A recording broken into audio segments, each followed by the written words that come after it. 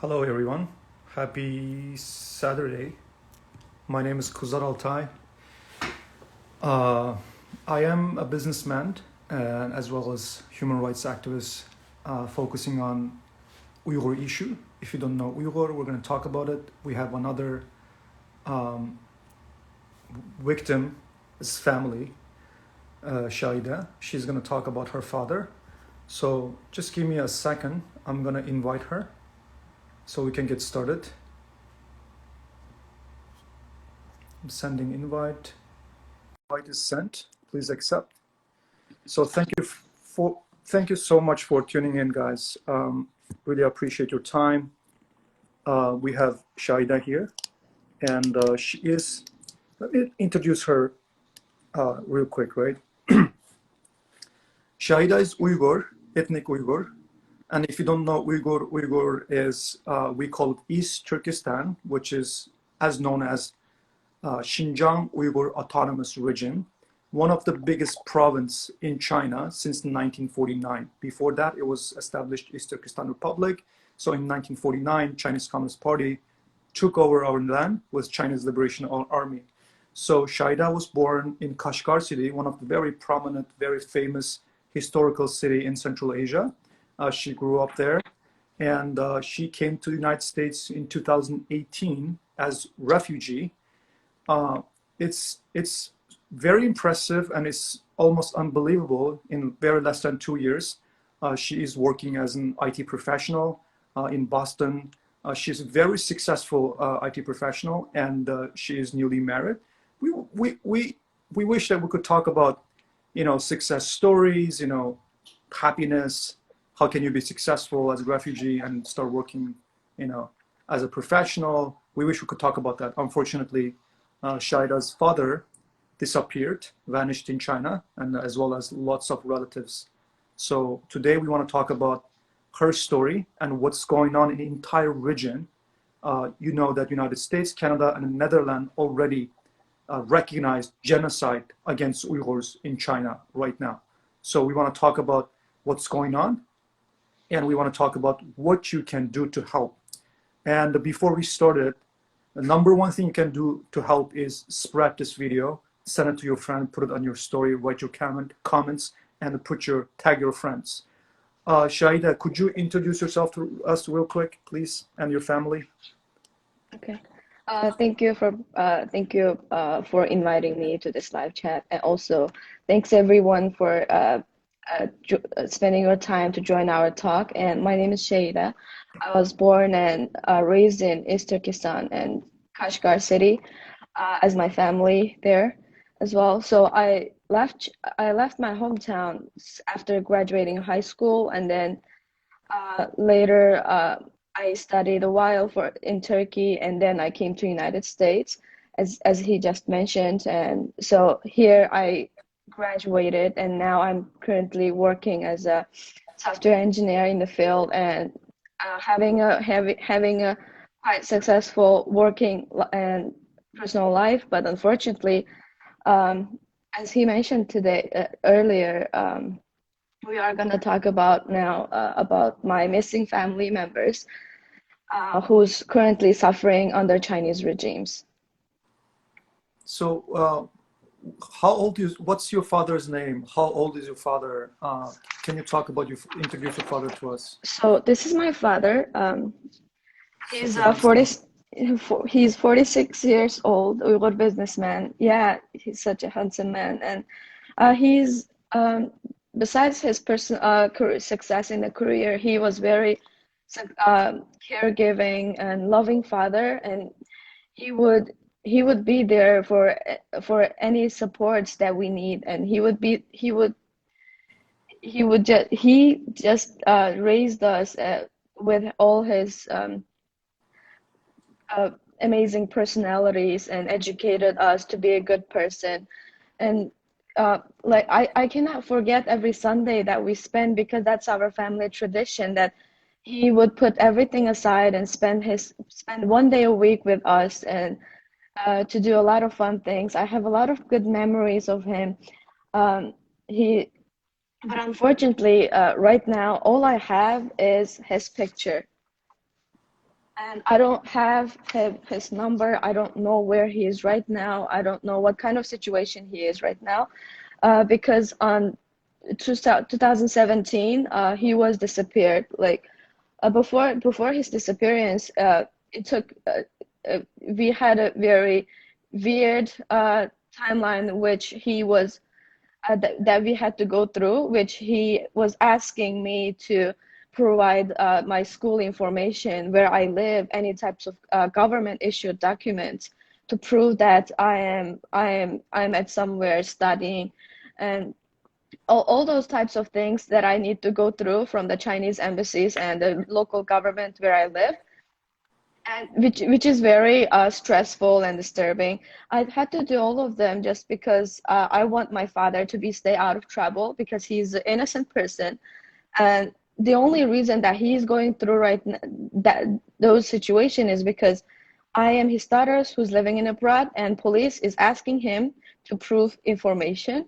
I did all that, but at the end he was also disappeared. And our last conversation was just a simple greetings.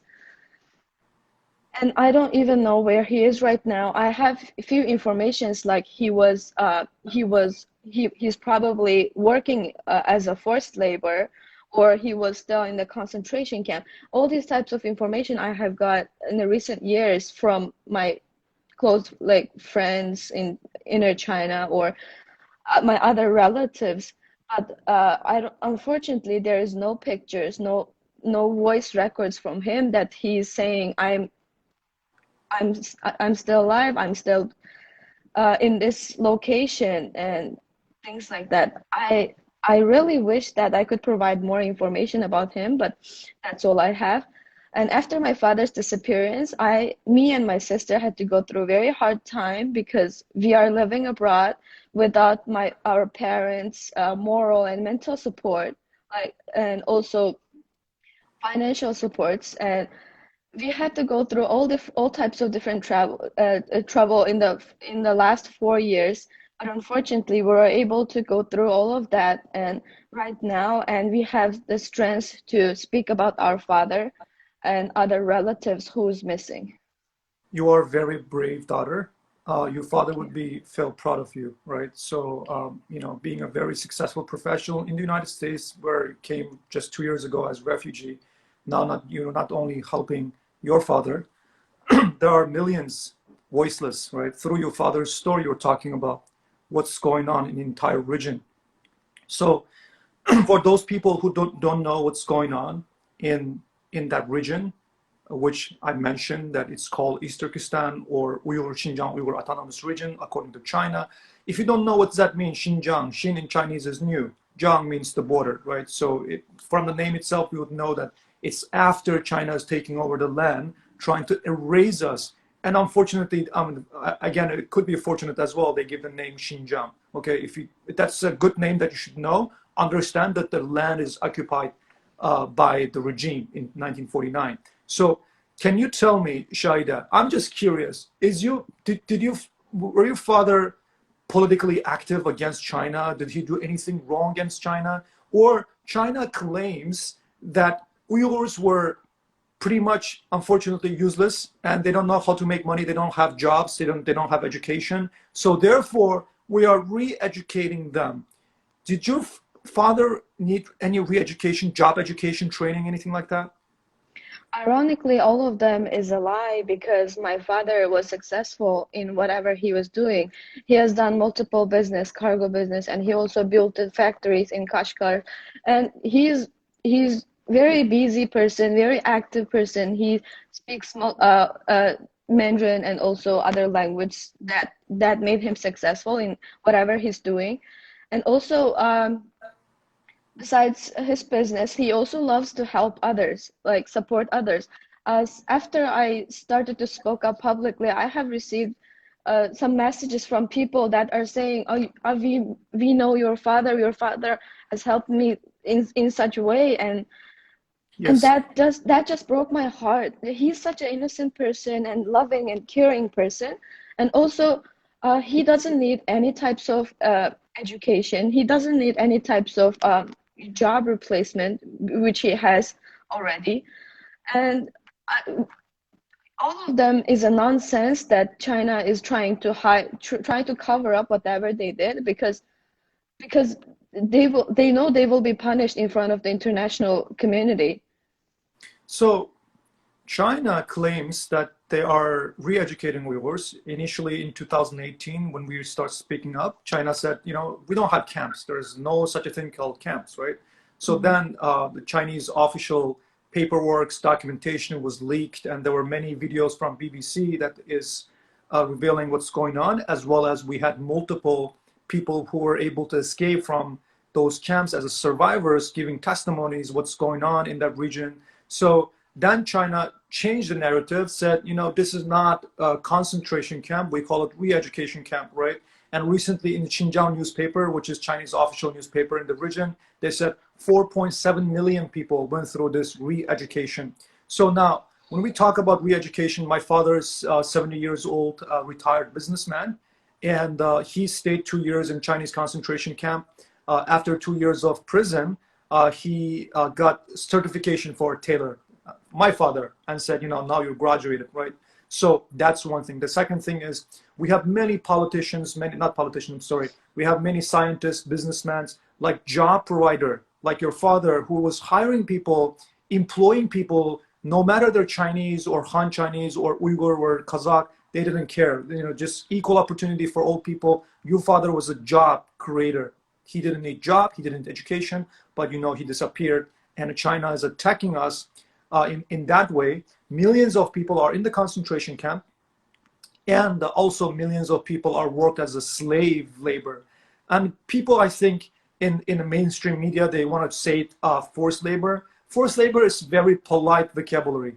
People don't have freedom in there. They're working as slaves, right? So no wonder made in China is so cheap, because nobody produces anything for free except in China. That's why made in China is cheap, right? So now we are having issues with China, saying that if China is helping Uyghurs to getting education, creating jobs, if any government, Shahida, remember, any government is helping their own people, citizens, creating job opportunities, isn't it something they should feel proud of? Isn't it that Uyghur people should speak up, say, you know what, I'm so happy, I'm so grateful for Chinese Communist Party that I didn't know how to code, now I know how to code. I didn't know how to be astronaut, now I'm an astronaut. I didn't know how to be entrepreneur, now I'm an entrepreneur, because of the help of the Chinese Communist Party. Why this is not happening? Why China is not allowing international observers from United Nations, EU parliaments, from other nations, or journalists to access the region? What they're hiding, right?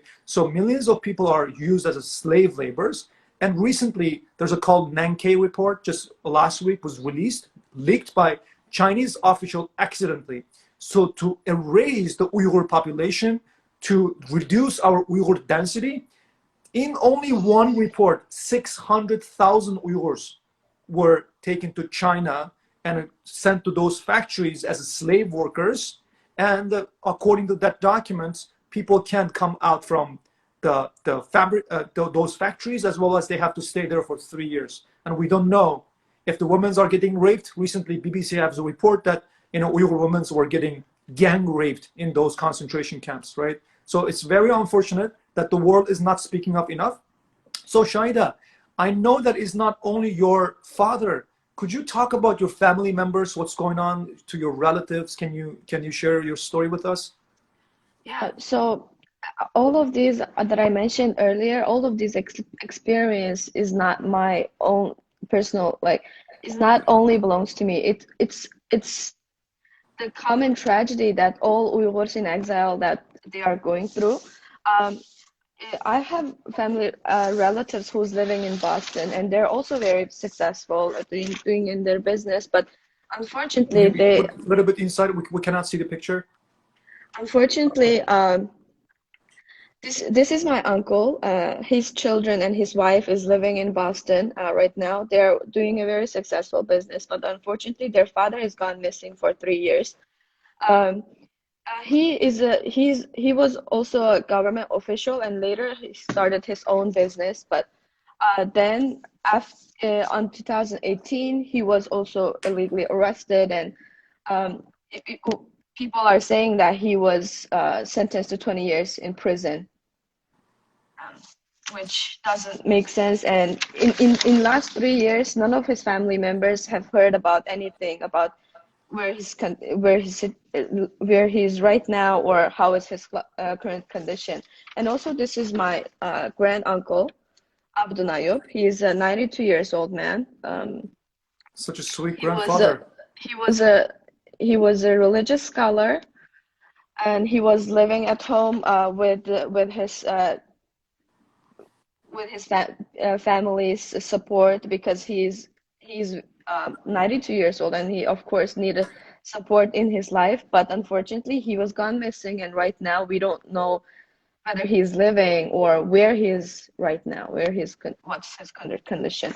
And the other person is she's Ayguleli. She's also my family relatives, and she was studied in Turkey, and she got her master's degree. After that, she just go back on 2017, and she was sentenced to 20 years in prison. So all of her hard work in her life and everything was destroyed, and her life currently is in danger, and she's gonna be in prison for 20 years just because she was studied abroad. And as you mentioned, China is saying, like, we are providing jobs, or we are re-educating these people, and these are the fathers or mothers that worked hard their entire life to support their child and to support their family to have a better life, better education, like my father and my uncle. But unfortunately, they right now became the victim, and currently their situation is unknown. So you don't know your father, your family members are alive or in the camps? You just don't know them, it just vanished.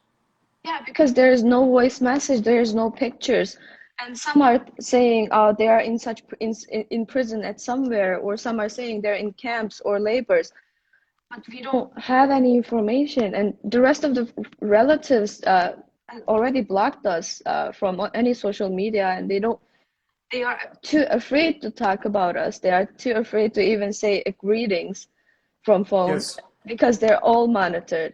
It is crime for Uyghur people in that region to talk to anyone if they have any relatives outside of China. It's counted as crime, so they cannot call their family members. That's why they're scared. They just want to save their life. They don't want to get into trouble. So, Uyghurs around the world, right? We have one question: where's my family? Where's my mom? Where's my dad?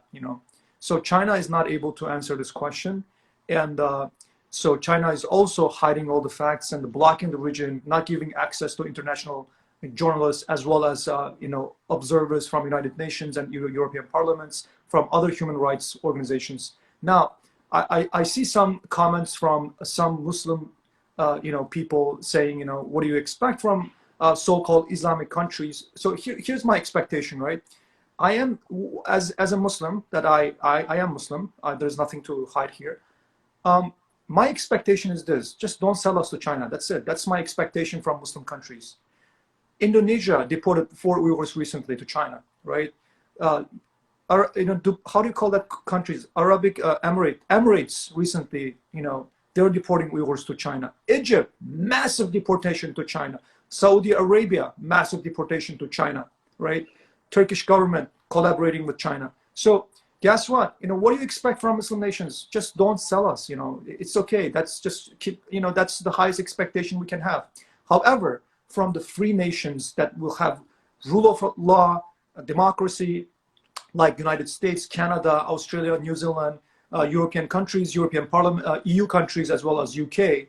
So we have expectation from you. Recently, in the United States, it was recognized as genocide. What's going on in there is genocide. China is absolutely, they're thinking that there's only one way to solve this problem, which is just killing Uyghur people and make us disappear, erase us from planet Earth. That's why they're calling it genocide, okay? So now, Canada recognizes as genocide, Netherlands recognizes as genocide. So how you can help? So you can help.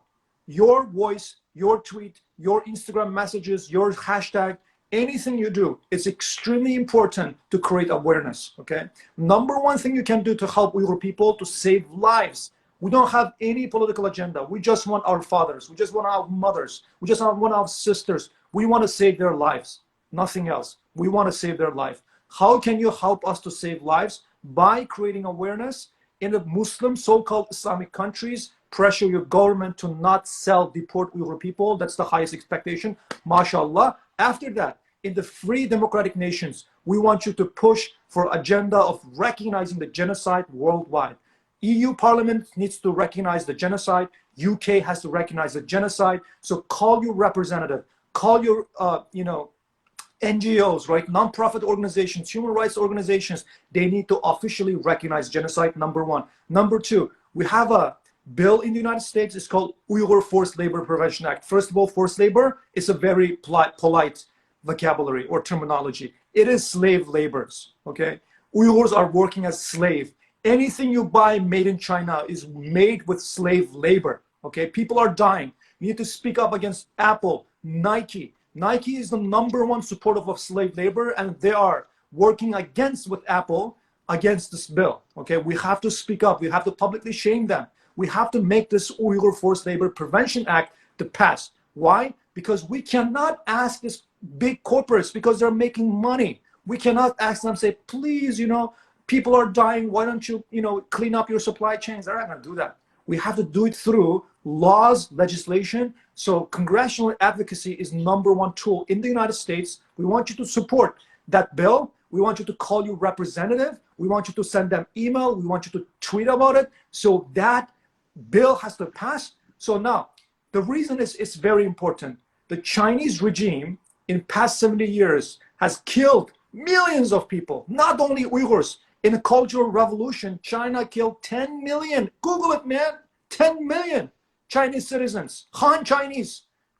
Why this government is able to keep in power for that long? Where is the legitimacy of the Chinese government is coming from? Chinese economy. Because 1.5 billion Han Chinese right now somehow is beneficiary of the growing economy. Chinese economy is a tool of oppression, it's tool of buying influence, whether it's from Hollywood, whether it's from Silicon Valley, whether it's from Washington, D.C. That's how they buy influence. Therefore, we have to have laws in order to make sure that we can boycott Chinese technologies, economy. China needs to lose money, because money is their vehicle for oppression, as well as expansion in Central Asia, so-called Belt and Road Initiative to occupy occupy the world with their economy. So it's very important. The similar laws has to pass in the EU nations, in the UK. That's very important. Number three, how can you help? The Olympics are coming. 2022 Chinese Peking, Peking is Turkish. Beijing Olympics are coming, okay? We all remember in 1936, there were Olympics with Adolf Hitler in Germany, in Berlin, okay? It should never happen again.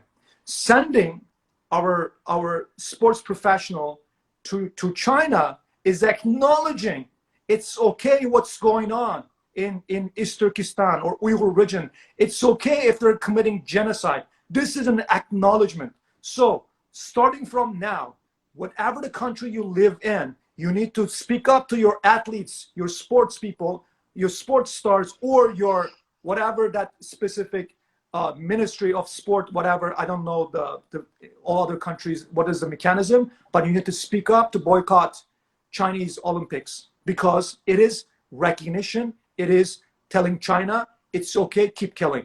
So at least boycott the Beijing Olympics. This is what you can do to help. So Shahida, thank you so much for spending your Saturday with us, educating all these people around the world. And please share this video with your friend, put it on your story, comment, and tag your friends. Please support us. Creating awareness is number one thing that we need to focus on right now, okay?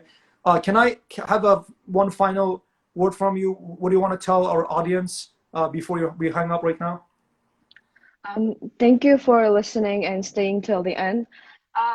So I just want everyone to just do more research, please, and raise awareness, and because use your rights, because we are living in a free world and we are breathing the free air, and this is our privilege, and use your privilege. So our people cannot speak up for themselves, and we are the people who's living in a free world. We can.